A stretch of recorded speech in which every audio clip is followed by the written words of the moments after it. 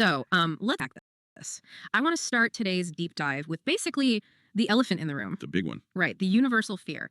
The thing that, if we're being totally honest, drives almost everything you and I do. We eat kale, we wear seatbelts, we look both ways before crossing the street because we are terrified of dying. It is the biological imperative. Stay alive at all costs. Exactly, self-preservation. But then I pick up the source material for today's deep dive, and it basically looks at that fear and says, you guys are worried about the wrong thing. It really does. It literally argues that the physical death we spend our whole lives trying to avoid, that's the easy part. That's just a minor inconvenience. Which is a massive disruption to our normal way of thinking. Yeah.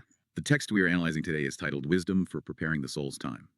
And, it's a heavy theological text, but what struck me immediately is that it doesn't start with moral platitudes. Nope. It doesn't start with be nice to your neighbor. No, it really doesn't. It starts with a risk assessment. It essentially posits that human beings have a massive blind spot regarding the actual scale of risk we are facing. And a blind spot is putting it mildly. The mission for us today is to really dig into this. We want to unpack the intense imagery the text uses, understand its definition of a quote-unquote wise life, and explore the specific mechanisms it outlines for salvation. Without taking the theological side, of course, we are just analyzing the logic and the structure of the arguments presented. Exactly. We are looking at how this text functions, and it sets up this binary right out of the gate, physical existence versus spiritual eternity. Right. And it's not subtle. It frames physical death as this fleeting, momentary blip. But then it introduces this other concept, the second death, which I have to say, it sounds like the title of a straight-to-DVD horror movie. It does have that ring to it. But in this context, it's presented as the only thing you should actually be afraid of. Second death is the technical term the source uses. And the distinction there is crucial for the argument the author is building. Yeah. Well, physical death is described merely as a cessation of the body. It's finite. It happens, it hurts, and then it's over. But the second death is described as the eternal punishment of the soul. The text argues that the tragedy of physical death is negligible because the duration is so short. Negligible tragedy. I mean, that is a really cold way to look at a funeral. Very analytical. But I guess that's the entire point. The text is trying to zoom out so far that a human lifespan looks like a single pixel on a massive screen. So let's dive into the second death, because the imagery used here is, well, it's not just fire and pitchforks. No, it avoids the standard tropes for the most part. It gets incredibly specific and honestly pretty gross. It is visceral, but I think we need to look past the pure shock value and ask why the text uses these specific images. It's not just trying to scare you, it's trying to describe a profound state of being. Well, the one that stopped me in my tracks was the maggot. Yes, where even a maggot cannot die. Yeah, that line. I mean, usually when we talk about death and decay, maggots are the cleanup crew. They eat, they turn into flies, life goes on, it's functional. They serve a purpose in the ecosystem. Exactly. Yeah. But this line, a maggot cannot die. It felt gratuitous at first. Like, why are we focusing on larvae? I actually think this is one of the most brilliant, albeit horrifying, rhetorical devices in the entire text. Think about the basic biology of a maggot. Its entire purpose is transition. Right. It is an intermediate stage. It consumes dead matter to transform into something else, a fly. It represents a natural cycle. The circle of life, basically. Precisely. Yeah. But if the text says the maggot cannot die, it implies that the cycle is broken. The metamorphosis is completely arrested. Oh, wow. It suggests a state of permanent, eternal stagnation. It's not just about the physical horror of being bitten by worms. It's about being stuck in a larval stage of rot forever, without the release of transformation or even non-existence. Okay, that is way worse than just gross bugs. So you're saying it's a metaphor for a soul that never grew up? Yeah. Or a process that can just never finish? Yes. It's decay without the mercy of decomposition. Usually things rot and then they're gone. Here, the rot is the permanent state. It's a total suspension of the natural order. And that leads directly into the text's manipulation of time. The time distortion. This was the other part that felt like a psychological thriller to me. The text claims that in this state of the second death, a day is as painful as 1,000 years. This is where the text moves gracefully from biological horror to psychological horror. We have all experienced the relativity of time, haven't we? Oh, for sure. A boring meeting feels like a week. A great vacation feels like 10 minutes. Exactly. But the text takes that subjective experience you just described and makes it an absolute law of this spiritual realm. It argues that pain has a literal dilating effect on time.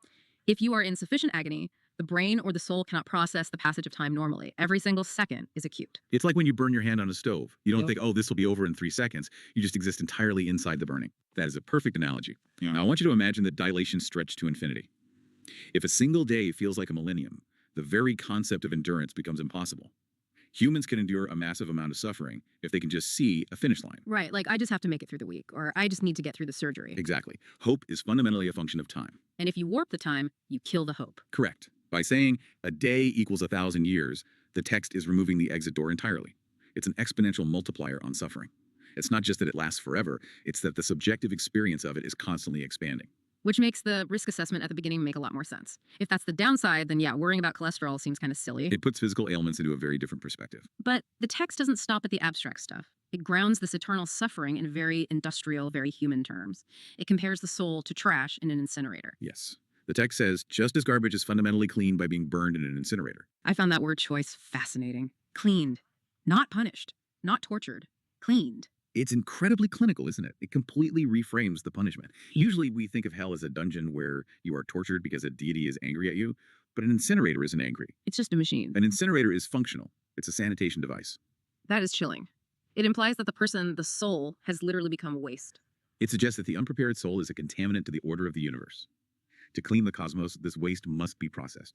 It strips the individual of all dignity. You aren't a tragic martyr, you are refuse. You are something that simply needs to be removed so the rest of the system can function properly. It's total dehumanization, erasure. And then just to make sure we really feel the physical reality of it, the text pivots from the massive industrial incinerator to the kitchen, the salt on the grill metaphor. This is perhaps the most sensory image in the entire piece, like salt splattering on a grill. I read that and I could instantly hear it, the pop and the hiss. It appeals to a very shared domestic memory.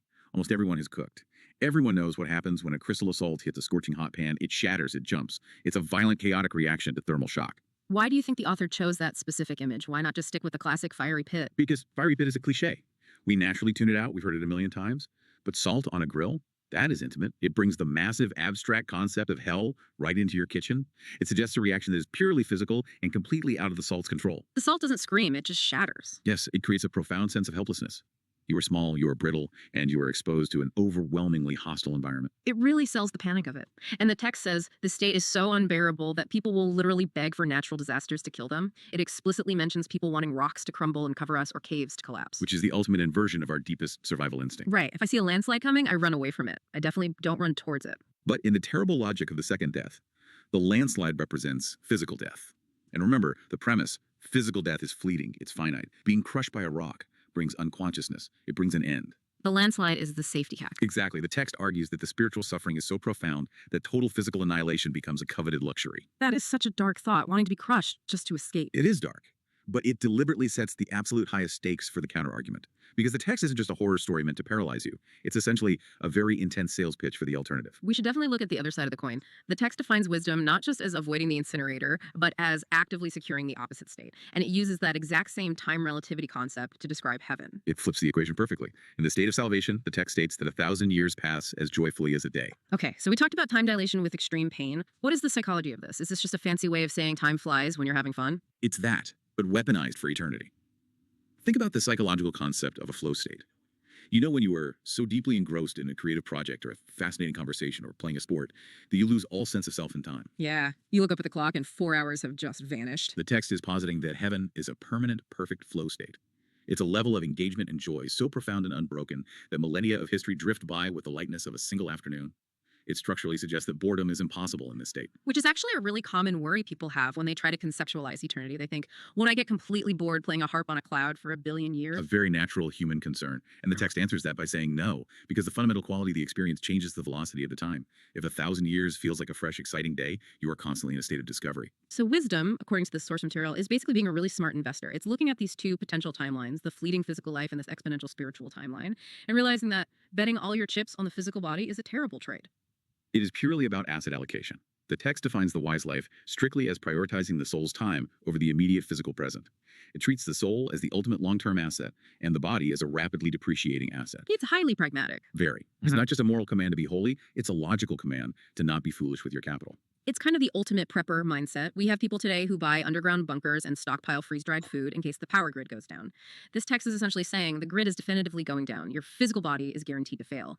What is your preparation plan for the reality that comes immediately after? That's a very accurate modern analogy. It frames faith and preparation as existential insurance. Yeah. But we need to be careful here because the text is very specific about how you actually prepare. It doesn't just say stockpile good deeds and hope for the best. It has a very specific methodology for salvation. Yeah, let's get into the how-to of it all, because this is where the rubber meets the road. It lists two specific requirements to avoid the second death. One is believing in the blood of Jesus' cross, which is fairly standard Christian theology, atonement, sacrifice, that sort of thing. But the second requirement, that's where I want to spend some time, it talks about receiving the seal of God's word. Yes.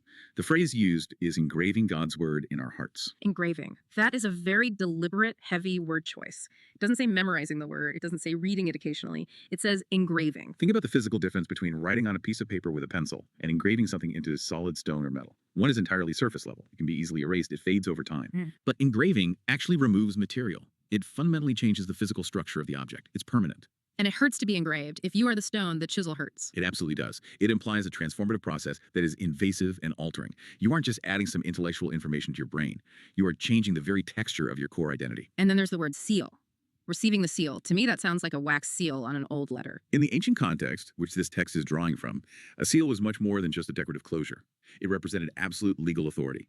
If a king sent a decree, the seal was the ultimate proof of ownership and authenticity. It carried the full literal weight of the crown.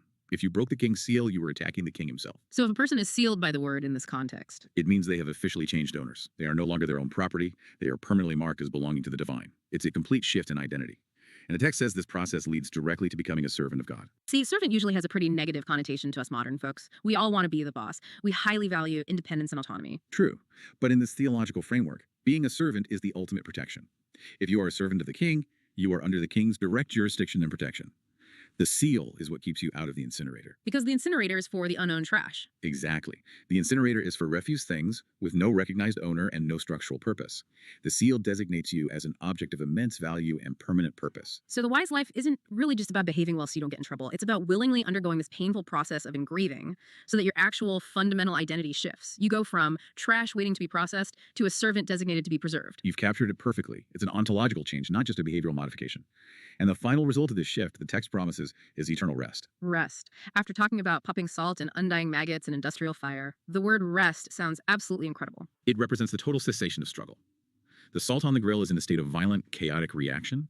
The sealed soul is in a state of perfect, enduring stability. It's the ultimate difference between eternal anxiety and eternal peace. It's a fascinating, if terrifying, framework. It really forces you to look at your life not just as a series of days to get through, but as a brief preparation period for a timeline we can't even really comprehend. It completely disrupts our natural temporal bias. We are biologically wired to care almost exclusively about the now. This text demands that we care about the forever. So as we wrap up this deep dive, I want to leave you, the listener, with a thought, something to really chew on. We talked a lot about that time distortion concept, the idea that intense pain slows time down to an agonizing crawl and profound joy speeds it up to a beautiful blur. The relativity of the soul's experience, yes. The text says this becomes an absolute inescapable law in the afterlife. But here's my question for you. If the quality of our experience dictates the speed of time, are we actually already living in many versions of these eternal states right now? That is a highly provocative question. Think about it in your own life. Are there parts of your life, maybe a toxic relationship, a job you absolutely hate, a deep guilt you're carrying around, where you were already in that maggot state, where you're just stuck, where a single Tuesday feels like 1,000 years of pure stress? And conversely, where are you currently finding that sealed peace?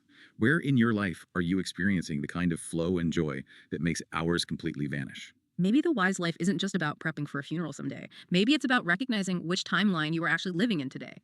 Are you living your life in the incinerator, or are you living in the flow? The soul's time might very well be happening right now. Just something to think about next time you hear salt popping in the kitchen. Thanks for joining us on this deep dive. Keep exploring.